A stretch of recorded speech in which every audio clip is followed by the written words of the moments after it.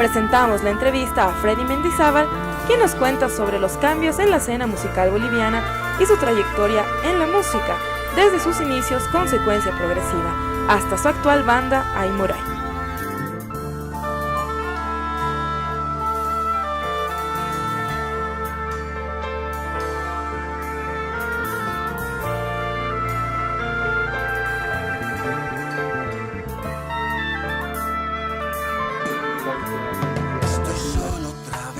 Hola amigos, soy Freddy Mendizábal, soy pianista, tecladista, arreglista y compositor, ¿no? Y es un gusto poder compartir con ustedes un poco de mi actividad musical. Tú tienes que estar aquí. Me siento vibrar. Pues soy docente actualmente del Conservatorio Plurinacional de Música en el área de música moderna y soy profesor de piano complementario, ¿no? Y piano moderno también. Actualmente como actividad musical soy pianista del grupo Aymuray, que recién hemos presentado nuestro primer disco, y también soy líder de la banda Serio Morban, que hacemos un homenaje o hacemos versiones de músicos de Argentina como son Charly García, Fito Páez, Luis Alberto Spinetta y composiciones.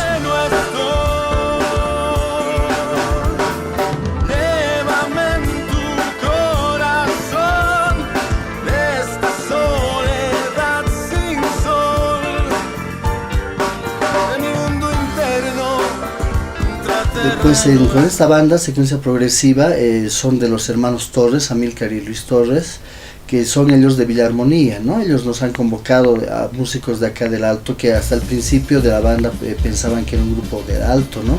Más bien era una conjunción de Villarmonía o de la ciudad con el Alto. Entonces ha sido mi primera experiencia musical como tecladista. Con ellos hemos hecho lo que se llamaba o lo que se llama el punk, ¿no? Punk urbano. Ahora en la actualidad es interesante porque estamos catalogados como los abuelos del punk, por ejemplo, en este movimiento musical. Claro, los años no han pasado en vano, ¿no? Pero se ha creado una particularidad también con este grupo, ¿no? Ha sido mi inicio en lo que es la propuesta musical o ser integrante de una banda. Pues para mí ha sido importante porque el hecho mismo de ser, me considero, ¿no?, músico de altura, en el sentido porque vivo en el Alto, ¿no? Eso es muy interesante y también es un orgullo porque la mayoría del movimiento para esa vez era mayormente en la ciudad de La Paz, ¿no? En los boliches o pubs que existían como el histórico el Socavón, ¿no? Que recuerde, donde era la primera parte, ¿no?, de los boliches. Habían lugares que eran, digamos, los undergrounds también, que se hacían en algunos lugares de la Boquerón o en la misma universidad, ¿no?, Mayor de San Andrés, pero el movimiento era muy reducido y es más, era hasta complicado, podríamos decir, el acceso a lo que eran los instrumentos, ¿no? Solo el hecho de ver una batería así en vivo y directo era alucinante por la parte física que tiene el instrumento, y el comprarse, ¿no?, los equipos y todo eso era bastante precario, que teníamos que nosotros que enchufar los instrumentos a los equipos estéreo, por ejemplo, que teníamos que, algunas veces hemos arruinado parlantes y todo eso, pero era la inquietud de lograr, digamos, esta música o darnos la satisfacción de soñar ser, digamos, estrellas de rock o soñar ser músicos en ese sentido, porque claro, la parte social también era muy compleja, que el hecho mismo que tú digas voy a hacer música o soy rockero, en la familia de alguna manera o en el contexto social te decían o te catalogaban como una inmadurez, ¿no? Decían, no, es inmadurez y esto se le va a pasar de algún tiempo, pero yo creo que a la mayoría de nosotros o de los que nos hemos dedicado y tener el gusto de dedicarnos a la música, se nos ha hecho parte de una vivencia más bien, ¿no? Un sentido de vida por el hecho de dedicarnos solo a lo musical, ya sea de una forma docente o de una forma como músico aportando al movimiento cultural boliviano, ¿no? Y pues lo particular que ocurre con mi primera banda, Secuencia Progresiva, es que claro, que como toda banda que empieza, ¿no?, siempre la estrategia de tocar tal vez covers y después que la gente vaya conociéndote y de ahí propones las composiciones. En este caso más bien resultó al revés, porque me recuerdo que con Secuencia no podíamos por una, digamos, calidad musical e interpretativa lograr, ¿no? A nosotros nos gustaba mucho escuchar la música de Rick Wakeman, por ejemplo, ¿no?, en versión de Can Palmer, o de los Beatles, o también escuchar The Doors, ¿no? Esa era nuestra propuesta, pero no podíamos lograr, ¿no?, por ese sentido musical. Pero la inquietud mucho de la banda, de cada músico, ha sido la creatividad, la cual hemos explotado más bien, ¿no?, justamente creando un estilo muy especial de la banda. Y recuerdo muy alegremente, ¿no?, que en los undergrounds o conciertos que teníamos, la gente ya nos pedía las composiciones, ¿no? Hay un tema muy interesante de secuencia que recuerdo, es Chicas Cuadradas, ¿no? Donde yo interpretaba el saxo y teclados en esta banda con esa inquietud, ¿no? De conocer y de experimentar, pero yo creo que ha sido un buen inicio para mí proponiendo composiciones. Posteriormente, claro, locamente podría decir salto del punk al jazz, ¿no? Porque posteriormente, a invitación del maestro René Saavedra, él es director de la banda Bolivian Jazz, me invita a un cuarteto de jazz, ¿no? Harlem, y de ahí yo doy un salto muy importante al estilo jazz con Bolivian Jazz. Justamente mi primer disco de la vida está en formato vinilo y cassette, ¿no? Te hablo del 92, 93, donde yo empiezo a incursionar en la parte de grabación, pero haciendo mi primer disco de la vida oficial en jazz. De ahí me van conociendo diferentes músicos en el entorno de jazz, música boliviana y de todo un poco. Entonces ya voy incursionando en grupos muy importantes. Podría decir que tengo el honor de tocar o de haber tocado con músicos, la mayoría de los músicos, ¿no? Acá en La Paz, como son Sabia Nueva, como Manuel Monrocha Sarreta, Jenny Cárdenas. Estuve también en la parte un poquito comercial o más pop rock con el grupo Quirquiña. Fui inicialmente productor de la banda Desaire también en su primera etapa. Después salto también a la otra parte fuerte de músicos reconocidos como son Gogo Blues, ¿no? Gonzalo Gómez, el líder, decía que éramos como la selección boliviana de músicos porque la conformación era muy interesante, ¿no? Con Cristian Kraus en la voz, que es una eminencia musical. Estaba Panchi Maldonado en la armónica y coros, después estaba Gary Bretel en la batería, Julio Jaime en el bajo, Gonzalo Gómez en la guitarra y mi persona, ¿no? En el piano. Entonces ha sido una experiencia muy buena en la parte del rock. Posteriormente ya me había lanzado una parte más contemporánea donde yo creo que ha sido una banda importantísima como es Parafonista, ¿no? Que ha sido mi banda base. Lastimosamente la banda ya no existe, pero el legado que nosotros hemos dejado musicalmente yo creo que es importante, ¿no? La gente que nos ha podido escuchar en vivo o escuchar nuestra música se puede dar cuenta que ha sido un referente importante. Es más, las veces o versiones que ha habido del Festillas, tal vez irónicamente podría decir que nos han invitado sin ser nosotros un grupo de jazz específicamente, pero más bien era por la propuesta diferente, de alguna manera vanguardista, ¿no? En estos años 2000, que eso nos ha caracterizado, y hemos estado en viajes a Brasil, a Alemania, y eso ha sido muy interesante como propuesta y también como representación boliviana, ¿no? Y claro, actualmente ya sigo, ¿no? Como decía, con Aymuray, que es otra propuesta importante, y claro, seguimos, ¿no? Y ya les voy a comentar también sobre mi propuesta personal. Chino moreno, mi miel entre tus piernas. Ahora vamos a sentir lo que es amar, lo que es volar. Ahora vamos a sentir lo que es amar, lo que es volar. Ahora vamos a sentir lo que es amar. Claro, el movimiento, ¿no? De que yo empecé sería los 90, ¿no? Que me empecé con esto de la música. Claro, el grupo Diserae, me acuerdo, ¿no? Que era un poco la contraparte de alguna manera de Secuencia Progresiva, porque ellos hacían un estilo más heavy metal y nosotros más el punk urbano, ¿no? El punk. Posteriormente había crecido el grupo Escoria también, ¿no? Que son colegas amigos del Alto, que han sido representantes y se mantienen hasta ahora con esa vigencia y el estilo en particular que los caracteriza.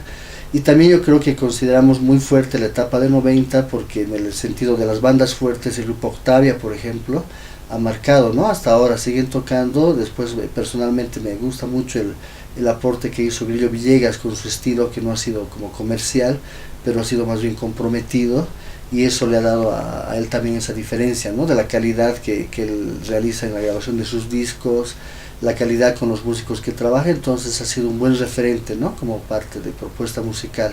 Y después, claro, posteriormente, ya para los fines de los 90, 2000, aparecen otras camadas de músicos, como son los de Zaire, por ejemplo, ¿no? Gogo Blues y todos esos grupos que han sido de alguna manera, digamos, una nueva generación que hasta ahora se ha mantenido, y otros, claro, lastimosamente, que han sido grupos solo de moda, que en el momento sonaron, pero que ahora ya no se los tomará muy en cuenta, solo es un recuerdo nada más. Pues claro, en la época de los 90 era como muy inaccesible tal vez hacer la grabación de un disco, ¿no? Y si uno lograba la grabación, de alguna manera le subía la jerarquía, o si en caso fuera un grupo más comercial, subían los costos para una contratación de una banda, ¿no? Y que también ha sido un mérito siempre, ¿no? Tener un disco, claro, en la época de los vinilos, luego viene la etapa de los cassettes y de los CDs. Entonces el acceso yo creo que de alguna manera ha sido productivo, porque ahora ya es más fácil poder grabar, en algunos estudios de grabación de alguna manera más, hasta uno en su casa puede grabar, ¿no? Con un estudio portátil, pero no olvidemos que tampoco debamos dejar a un lado la parte de la calidad, porque claro, seguramente económicamente a uno le resulta más barato hacer una grabación, pero es algo más precario y no tomamos en cuenta el nivel de un estudio profesional, donde sí en el sonido y en la calidad de una mezcla y todo ya es algo más audible y hasta de exportación, podríamos decir, ¿no?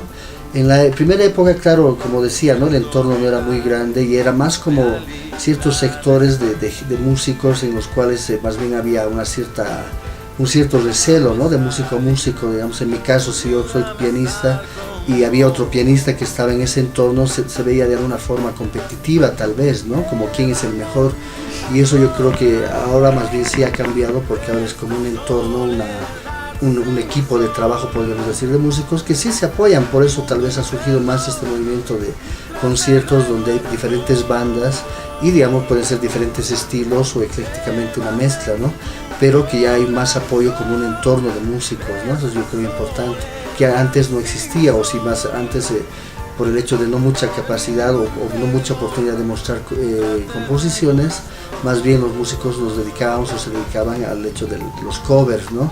Que claro, había extremos de que había conciertos que las 3 o 4 bandas extrañamente coincidían con un repertorio y las 3 habían preparado un tema que era conocido para esa época, y claro, las tocaban igual, pero ya la gente mismo visionaba cuál versión iba a ser mejor, sin tomar en cuenta tal vez la capacidad de creatividad. Ahora más bien sí se ha lanzado y es muy bueno, ¿no? El hecho, decíamos, de acceso a grabaciones para difusión también de alguna manera, hasta que si algún disco es pirata, por ahí sirve por el hecho de economía, o también por el hecho de difundir para los músicos. Es muy importante que ellos puedan vender o podamos vender los discos en las presentaciones, porque ahora están desapareciendo también las tiendas de discos que había, ¿no? de Discoland y todas las empresas que teníamos, sino ahora todo ya por el hecho de la tecnología se facilita, pero también el riesgo es que claro, antes uno con tanto cariño y amor compraba un vinilo y escuchabas ese disco tal vez por meses, los 6 o los 10 temas que tenía, pero ahora uno compra un disco que es en MP3 y que tiene toda la discografía,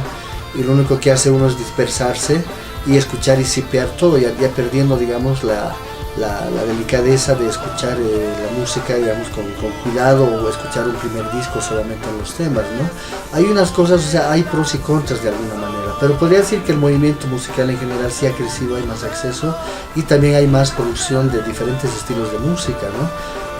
Por lo menos he estado dándome cuenta que el estilo de música reggae, por ejemplo, que antes era un poco más under, ahora se está poniendo un poquito más en vigencia, no porque sea comercial, sino se va en un sentido más cultural. También es bueno escuchar de todo un poco, ¿no? Uno como músico formado tiene que, tal vez como cultura general, conocer de todo un poco, pero tener su preferencia, sí, pero es bueno conocer sin desmerecer, tal vez desde la cumbia, que uno a veces dice, no, es lo populachero y todo, tiene su parte y su entorno social, pero musicalmente hablando también en ese sentido los músicos han crecido harto, ¿no? En la capacidad interpretativa, podemos decir. Entonces todo estilo está muy bien marcado y hay que respetar como cultura general, pero uno tiene un estilo muy marcado y eso también esperemos que los otros colegas puedan respetar. ¿Qué bandas tú crees que ahora actualmente están como representando, no sé, la movida paceña o incluso boliviana, ¿no? Claro, o sea, las clásicas podemos hablar, ¿no? Como te decía, de Llegas, Octavia, que se mantienen, ¿no? Atajo también hace, ¿no? un trabajo muy interesante. Y de las actuales, mira, claro, tal vez me atrevo a decir, ¿no? De colegas que son amigos también, ¿no? Del entorno, porque esa es, digamos, ¿qué te digo? La magia, ¿no? En la música, que podemos interactuar con diferentes músicos y estilos, en las que te puedo mencionar las actuales como Wolfman, ¿no? Que me han invitado justamente a grabar, Aeroplan, que es un estilo más de rock pop, por ejemplo, pero tiene un estilo no como re comercial, pero algo más que les identifica, ¿no?